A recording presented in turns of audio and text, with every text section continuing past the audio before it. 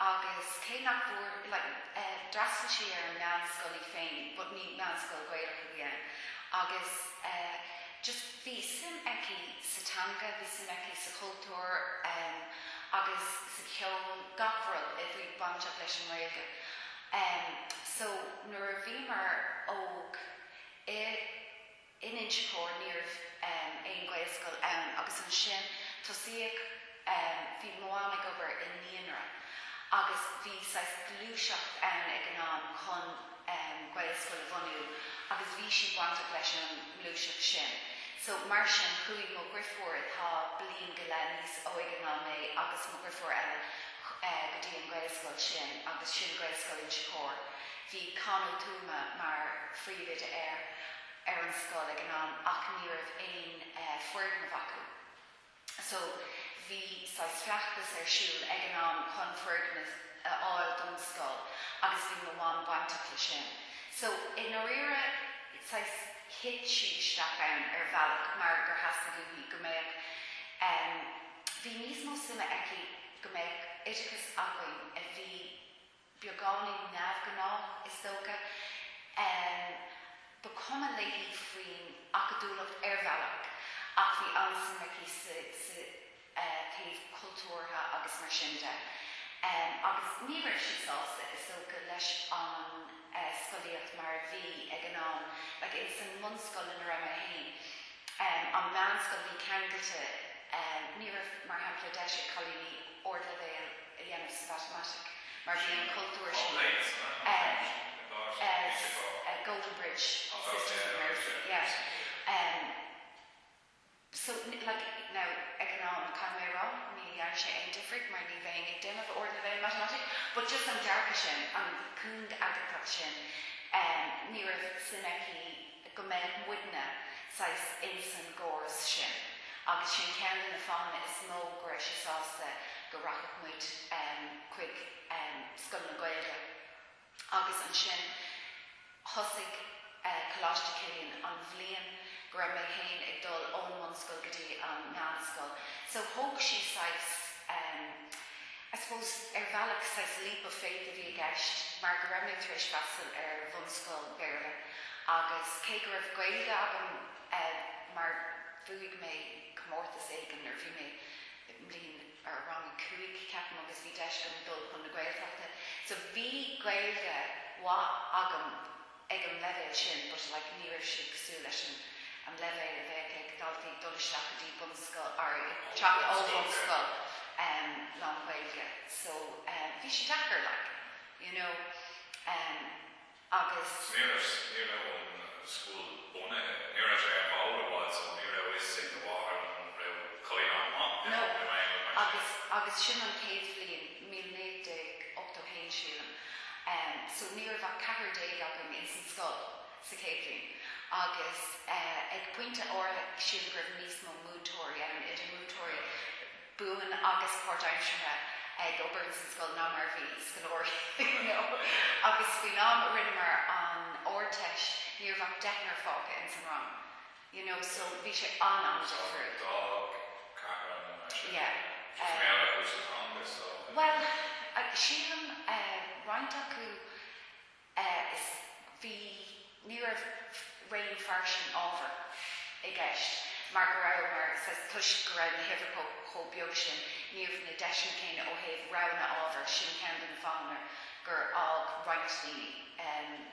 Agus bhí cuasaí eile siúlam roiint just níor chuigh siad an scoil agus bhí sin níos suppose háirla sin níos minice ag an am ná mar háirlíonn sé níos.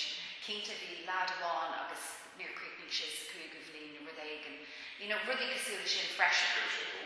Cúil sé gobar, rinne sé cútíise rud éigean mar sin. So, bhí sé an-difriúil agus an sin nar bhí mar sa dara bliain tháinig céad bhliain nua isteach agus bhí fiche in san rang sin. Agus sin omlán na scoile ag an am agus níor bhach bhí níor scoil dorgrid féin againn ag an buinte sin a ceapan nuair chuaimar seach sa cúga bhliain nó mar sin formar fergnamh agus an sin nuair dagmar an scoil fuair sin fergnamh nua ag an bpointe sin. Queen had an cária, so it was an fairly good come on, and we're shaking off four. No, bhí sé fuór, bhí sé fuór agus bhí storage heaters out, agus níor bhí lehéad rud agus saoil nó ciste nó aon rud mar sin againn. So fiú nuair bhí mar déanamh ábhar cosúla ólaíocht agus acmid fáile bhí just gná seo maranga againn a bhí fuór agus táis.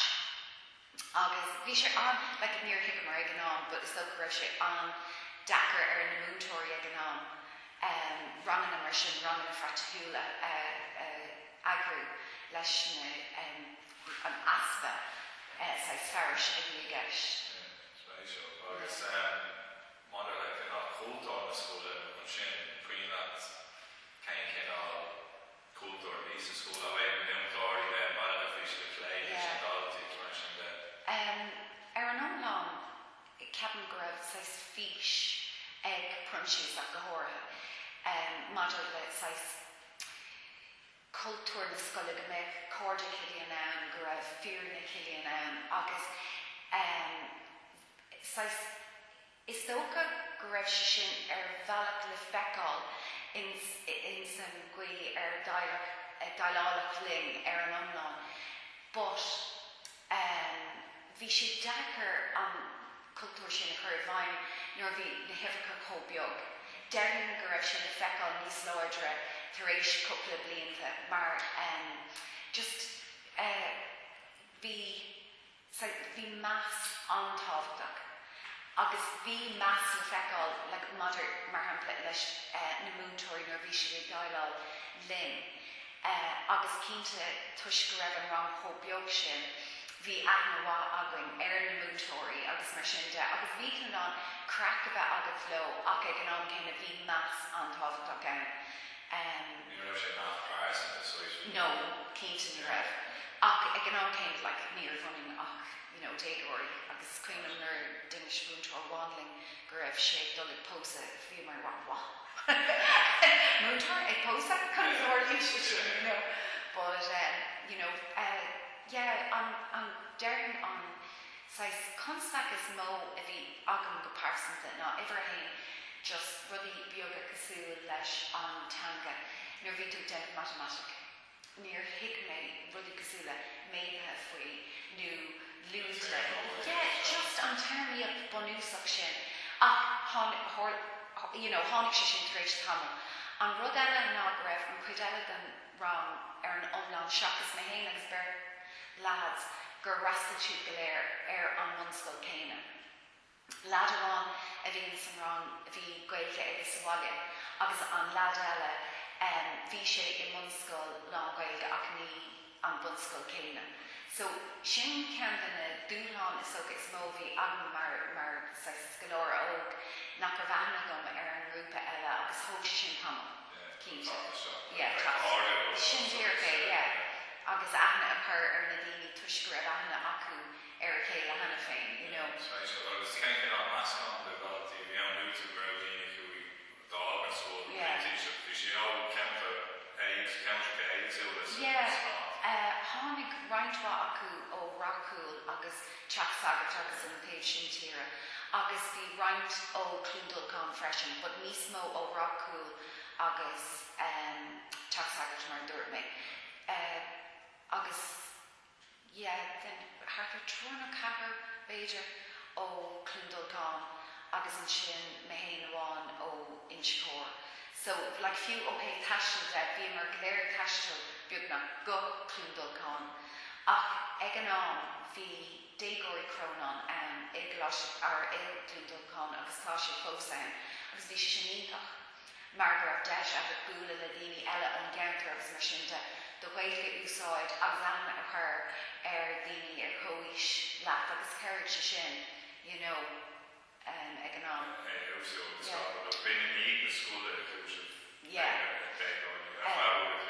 Bhí déagóirí crónán ar siad síl an ihe de híine nó ihe de sahan. Mas bhún mo chuile ó sé gotí né na rud ag an sin agus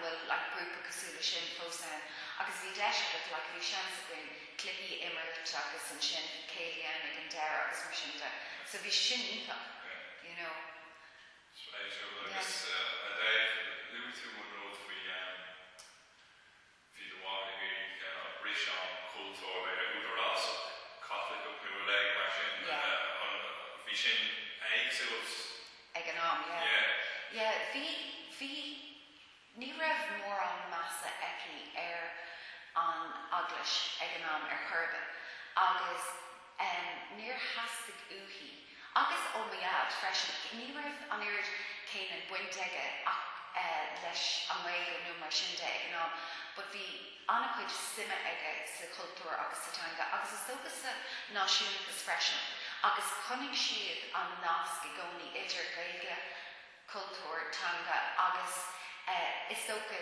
cogan na saoirse agus an star bhí rudí mar sin antáhachtach dóibh agus le tá iad 8 mlína dhís agus fós bheith sin an na scéile go léir na harán go léir a bhain leis an tréimhse sin Sarah bheith sin an iad a Canadit you know so bhí an bhirt acu cínte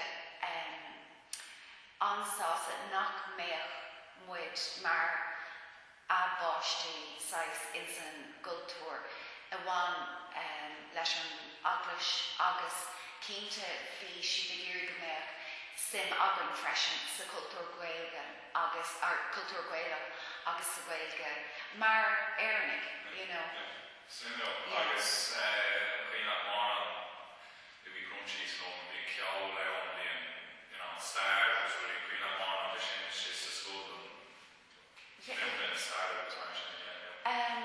is cuinom bhíon ceol antáhachtach agus rinne mar ní is féidir go luú prunchis é seo rinne mar golóir drámaíochta freisin agus is cuinom rinne mar an gagaí agus bhí éon linseach mar bhúntóir agan ag an am agus rinne sé drámaíocht linn agus bhí an sim aige sa cultúras mar sin de agus is cuinom dul gotí hala éigen glúndulcáin agus ag déanamh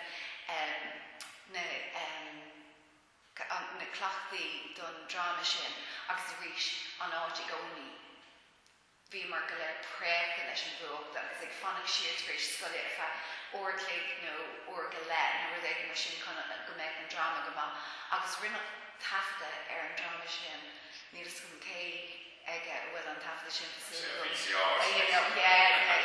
fasúil go bhúil sin mar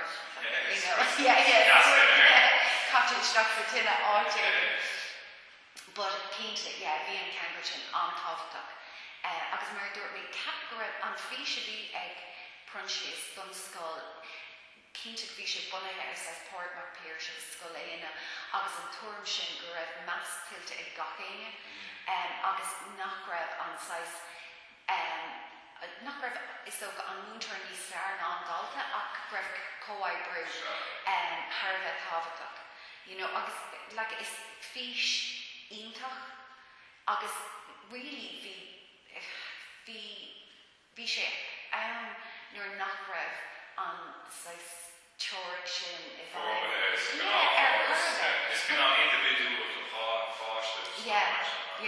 bhí sé sin antáhachtach agus bhí an chuid cainte faoi inis ach ag an am ní hí sin an chuí in raibh an chuid smód in na scoilne you know agus go háirithe na scoilne well mílas bhí mo gur thar a scoil buacalaí you know na borthir Creasley agus mar sin de agus bhí sé cruála go má agus cínte ón taithí bhí iad ach go háirithe nar bhí sé creasáil ar scoil you know bhí sé dín ar fad agus cum sa tuachló faoi sástacht nó áthas nó éon mar sin in san scoil bhí an bata agus sin an rud bhí táhachtach dóibh cínte agus an clean up more the atmosphere that's right to the school like Dave nor the doors nor the evil so they like arrested to West School Bay the colleges count the school Bay Julie Marshall like you know from the shit all that way still well is cuiam bhí sais gá Cinál dearcha faoi down ceap roindíní gur cheap tú gribh an cliste dá mar é gribh ar freistal scoil an Gaeilge agus gribh sais notions I gceist, you know. Agus bhí daoine eile ann agus ceap siad féidir just gribh sé amteach cén fág a mefa ag freistal ar scoil an Gaeilge. Churmiúama agus ní raibh tú sais composta áil ó bheith in an Gaeilge leabhart. So bhí an dá thaobh ann. Agus cínta bhí daoine ann just ag cheap caithfí go raibh tú tharbheith cliste dá mar é gribh tú ná bheith ag freistal ar scoil. Agus fiú an seo inis agus mé héin ag múna. Múna tú Gaeilge? Gaeilge agus Béarla mar dúirt donna le luúla glum ceapan míle hinad chun mundéin le Gaeilge agus Béarla. You know, but bhí an sais tóir mé grandíní, you know, conas go bhéh fá aon ábhar eile a ón trí Gaeilge. You know, agus Gaeilge dacha go rád tá tú chóir ábhar eile. Agus ní eann siad go bhfuil siad san ag fólam na hábhar eile trí bhean an Béarla. Agus ní eann siad gur féidir leat é sin íon trí bhean na Gaeilge, you know. But bhí sé dú lánach ar bhealach ach tá fear áthas ar an gnearna mé agus cínte mar bhúntóir Gaeilge na Cascan nach bhfuil gach duine atá chun freistal ar Gaelscoil chun leanúir agus stadar dhéanamh ar an Gaeilge. Ba fós fólamíonn tú an méid sin ó just chunas tanga úsáid. Tango Leaf, gone about a day Saturday Tango Leaf, you know, an day hangus agus an dá hangus agus mar sin de tá sé Harva. Montage, ónúáir, Agus an ráú ag montage go dhéanam mar dheancha tú rolíonn sin an rud a rinne mé héin ná go neachú mé ag déanamh ópéirí. Nor bhí mé cruignéir scoil ní ach mé déir go seach san óscoil. So chuaigh mé go dtí an bhealaigh agus cap mé bliain sin agus dóla mé roint Francíse nor bhí mé ann. Agus cínta is ceir ionfach a bhí gceist le bheith dá hangach hena féin. Agus cé gnearn mé Francíse ar scoil ceir sin go mórlam ó thaobh tuiscint na tanga nor bhí mé ag dul agus an sin nor bhí mé san óscoil. Now, butún a bhí gceist seo ach bharrtaigh mé ladan na dhéanamh sa céad bliain freisin, so rinne mé Gaeilge Béarla agus ladan, mar bhí mé ceappa, you know, like tá Francíse go manis freisin agus ceróid sin go léir, no. Yes, bhí mé strackled ón géad lá leis an ladan, there's sin na bhainta mar is mar tangas na Francíse na dála sé sé dacha. Agus an rud hahan an literaíocht agus an scríbhneoirt cruthaach agus an taobh sin lom, but ní le gceist leis an ladan nach grandach, you know. Tús agus you know, well, níl sin díorcha, níl an éon rud as an nua a dhéanamh, you know. But cínta is ionach an rud é an dá cheanga bheagah. Agus ceann si go mór an sin leis an tríú tanga agus má leann tú ráid agus tanga eile ón cínta is ceir ionach. Agus an cuioine mór an sin faoi hochtá bhí go generálta blianta dachar bhíon tú go bheith achnaméid an nó sin pointe agus sin leis an scóil go bhí ar bhealach mar agus bhí annach chud díosíocht bhí annach chud caint an gealar, you know, dul cues agus rudí cosúla sin. Agus cuioin an freisin bhí annach chud caint an gealar cogadh nucléach. You know, sin na rudí le nar bhí tú ag scríomh aiste go minic sin an sais rud a bhí an mar thopic, you know, na scúnaí fada mada leis an dul agus mar sin. So bhí na blianta sin crua, but like mar dégóir is socha nach raibh aon saoil eile ar ólas agus so mar sin níor tú smaoine bharú mar blianta deachra. Darren raibh siad níos deachra go daoine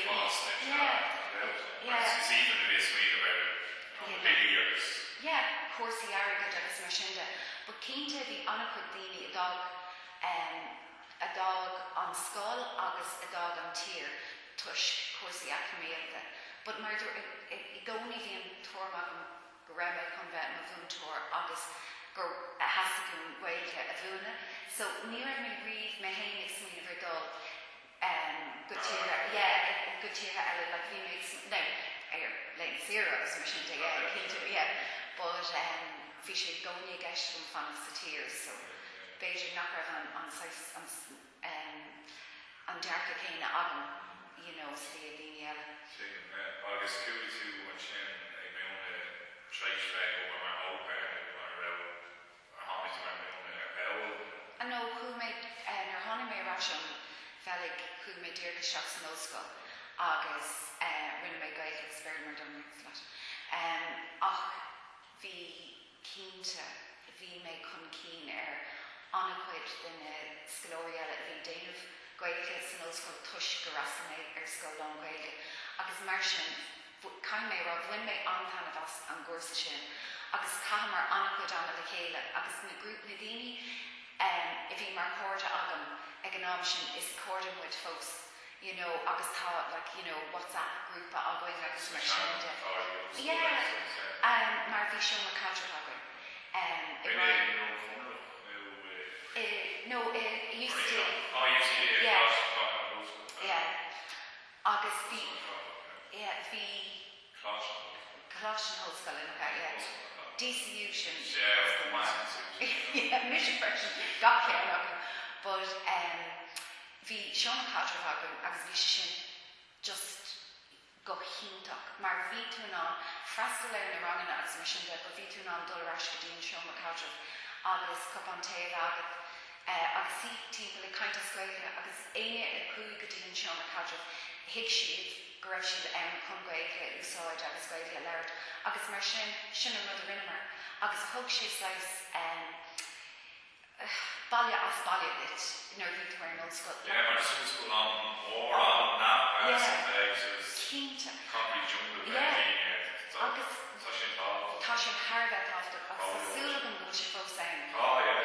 Mar bhí Seán le trécha againn freisin agus bhí buile nar bhí mar ag fágáil go raibh si chun Seán le trécha a chailúd agus níl san ar chail si le nó nár chail.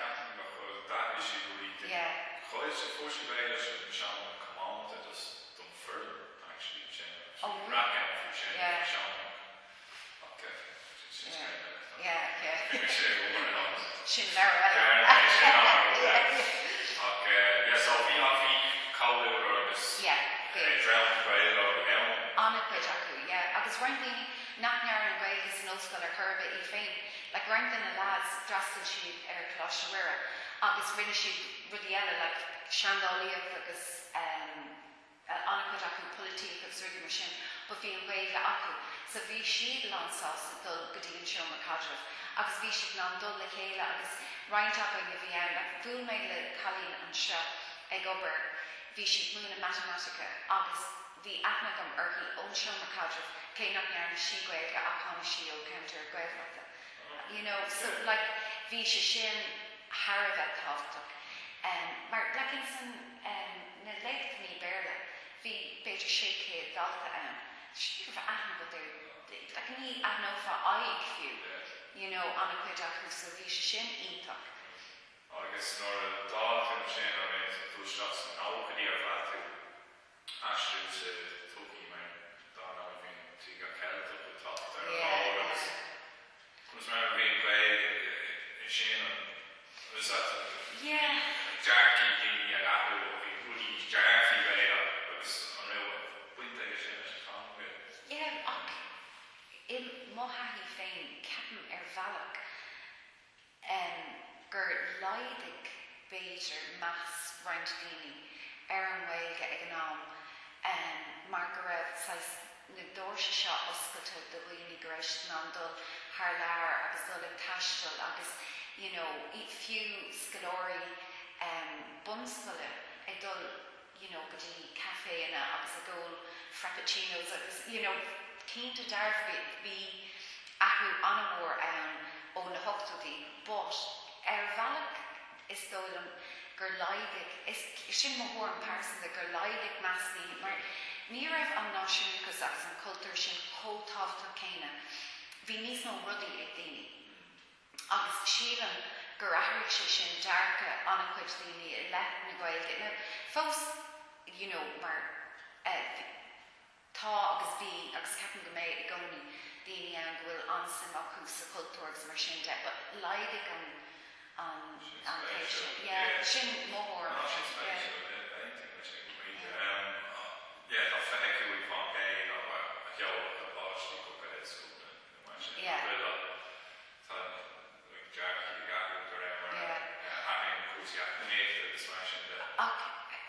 Ceapan go bhfuil fá eile tá cínte daoine an bhfuil sim acu sa teanga agus sa cultúr.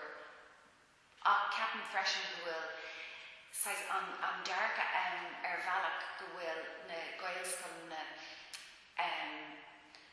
Beiidir ar bhealach níos fearr ná bunscoil na eile mar go mín deisina sa bhreis go mín anna chud ceolam tú agus béim ar rudí cosúla drámaíocht agus mar sin de agus ar bhealach na níos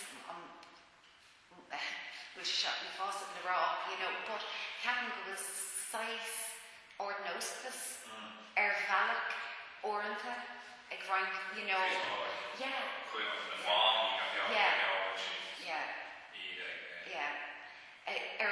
but mar dúirt mé ceangail isteach leis na fáhanna eile chumá. Is gnéamhána, Sin spéisiú le túsa dá náí treis le miúna sa chóir sa dáis leis mí den grade school freisin so an chumráid Cínte agus níor thiol mé mó fáistí féin ag Gaelscoil, but ar cúisna omláin difriúil mar bhugad mar síos an seo nar bhí mo an machchas sinnatá go nar bhí sé 8 mí na dhís. Agus bhí mar treis bhí sé i Gaelscoil i Maileachtaithe ach níor ah Gaelscoil bhí táid inar gcónaí gasan an cumar agus níor ah Gaelscoil sa ceantar agus níor mé gur a chur chuig scoil a bhí taobh muid an ceantar a rís tuis go raibh mar treis boga. So bharrtaigh mé iad cheola chuig na scoil na áitiúla, but ar cúisna omláin difriúla. Dá mar rud é fiú go raibh mar sa chathair bheith cínte cínte dearfa, so it go bhúr go sá tuile cin. Mar tá an taobh sin. Tá an taobh sin an cínte agus ceapan tá chuí má neachana agus má ní ag scoil lá Gaeilge freisin. Baileachtaithe as násnarí freisin. So agus nachháin chuí sin chuig Gaelscoil in Sicór agus Coláiste freisin an tradiisiún cluna. Agus na náchaí is gá bhíonn sin cáil tú muna tú bhí mé gobar an scoilís an teanís gur seagra. Bhí mé ag obair Glendore Road, Cross and Passion. Jesus, I'm failing smooth there. I'm failing smooth there. Agus an sin bhí mé go obair chumála sin ar Ladies Grove ag múna Gaeilge agus Béarla an sin. Agus cá mé tamil anna bheag ag just denmh an díocht Holy Faith an sin i Glúntarf. Spéisiú le an éhain mála miúna na Gaeilge sa scoilní sin chumas dóilú leat an sin mar le bhailcha glapa na páistí leis na tuismitheoirí leis na sin. Ar an omláin bhí cuasa is so go nóir aithríodh mór an bheith roinnt daoine atá ansásta múnam trí Gaeilge agus bíon leisce orm rudí a aistriú go Béarla in san rang ach go háirithe. But tá roinnt daoine agus tá sin ansásta le sin agus sin fós is socha an agus mó a bheith agan mar bhúntóir le tuismitheoirí i cheapan nach mé na scolóirí an Gael agus fós bín dachar module sin. Yeah, some of the thoughts on Yeah. some of the thoughts it's Yeah. wrong. Got what she read. Gachar siú beide. This one go. Yeah, nach bhfuil siad sásta You sin. get so there. Yeah, céim fáin nach bhfuil.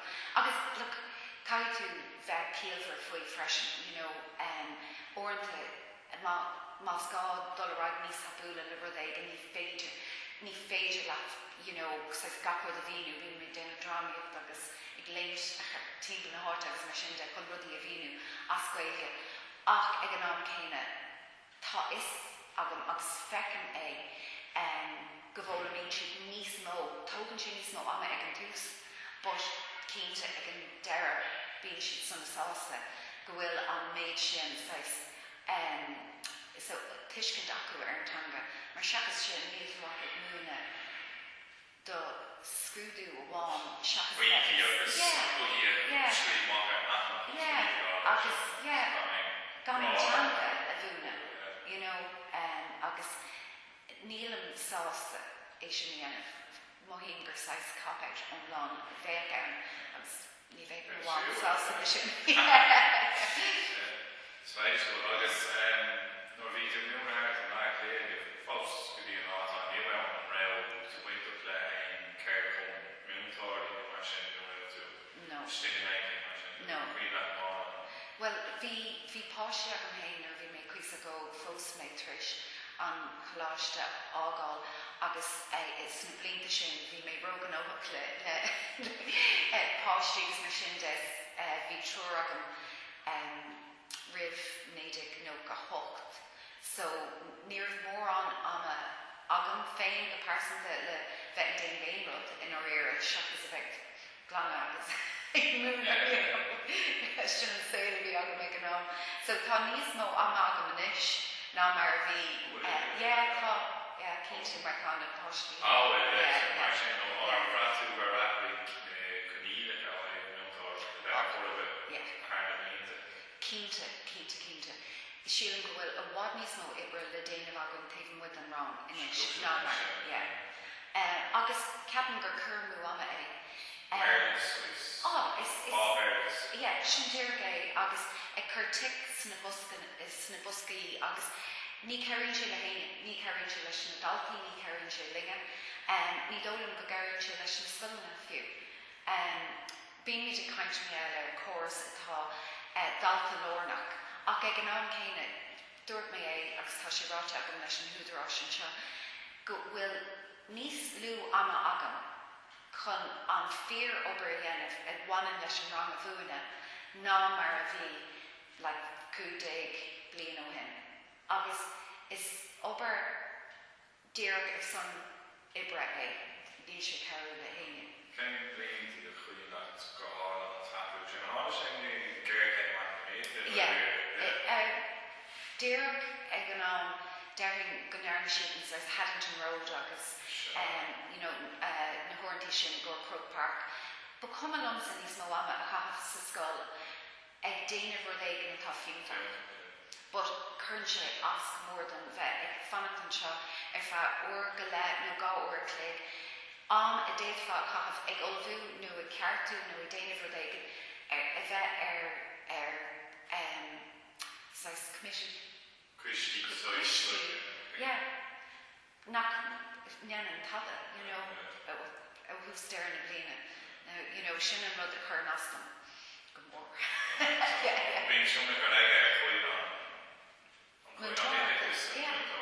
Well, like, current tú sílam ar an amná, current Moontóir anna chuid iarcht isteach sna rangna a bhúnan siad. But tá léinithe déad fá gá orclaig a cath mar dúirt mé ag ceartú. Agus bheith ná na rudí sin a thuirtarrás an lábar gom nó an lá na hí. Ach caidiú fannacht agus beidir cruinniú Moontóirí dhéanamh. Like, bhí méid leirt le roiint in mo chorádathe an sin agus bhí cruinniú Moontóir againn tuisí agus Moontóirí ar an mórt.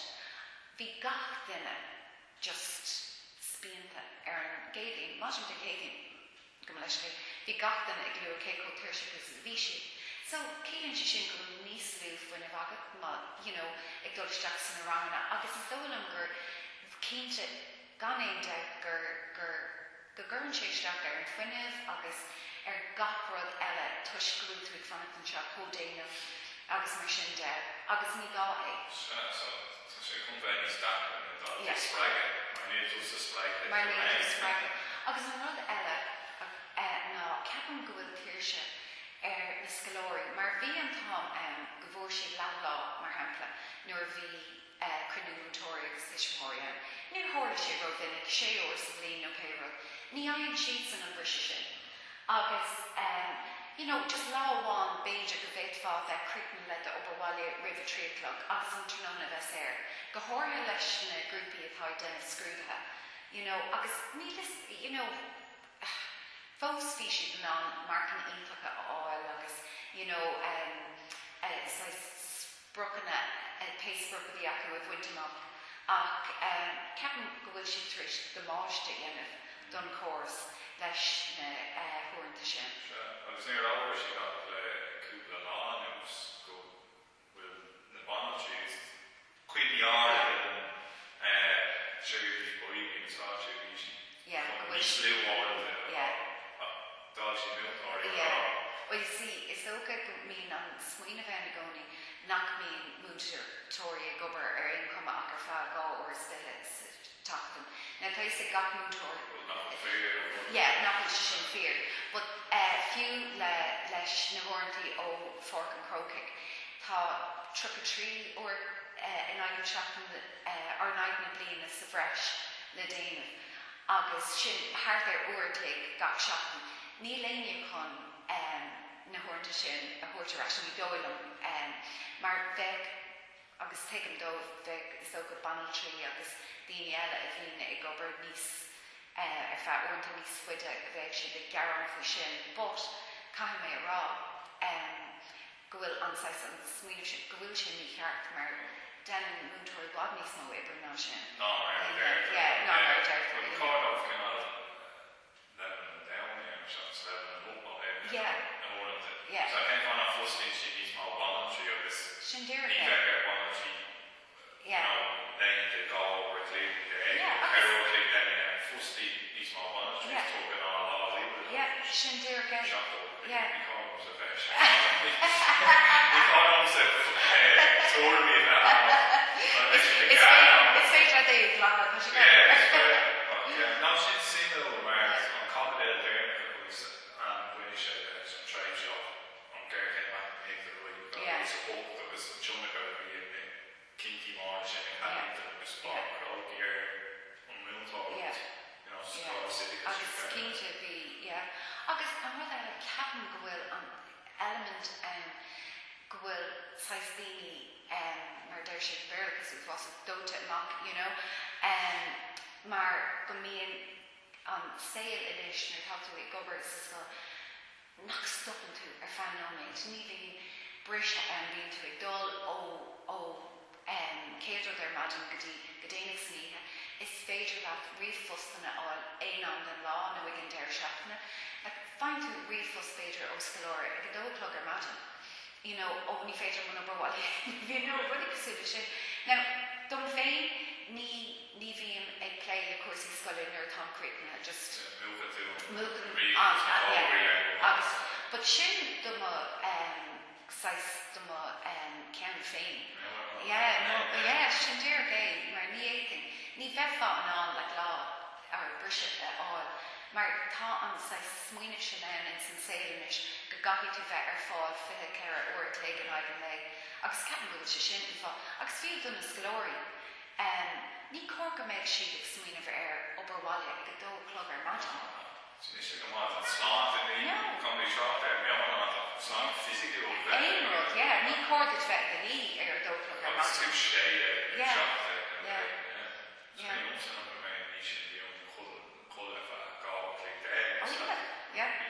Bring she gapi ar harder capri twitch de.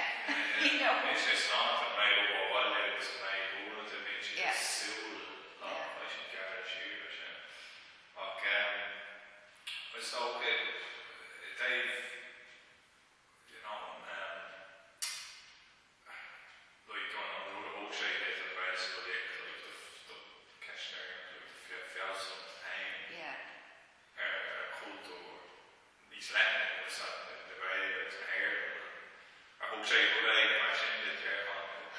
Yeah, Kevin Erdús bhí an sais an bunús sin saháile ar aon cuman agus ceirte sin.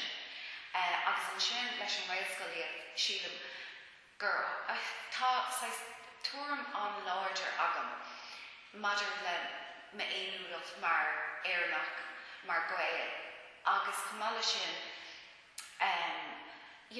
an tír seo agus an stracailt agus na deachreachtaí a bhí ag daoine ó thaobh cuasaí stara de an aclamíocht an sais an cníochas a bhí ann in aghaidh na gael agus mar sin de.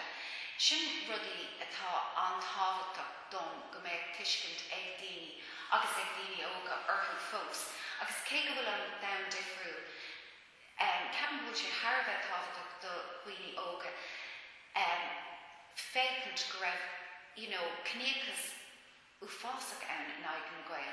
Na gael a chuaigh go Americán na gael a bhí an seo agus go raibh an taobh sin dár star ann.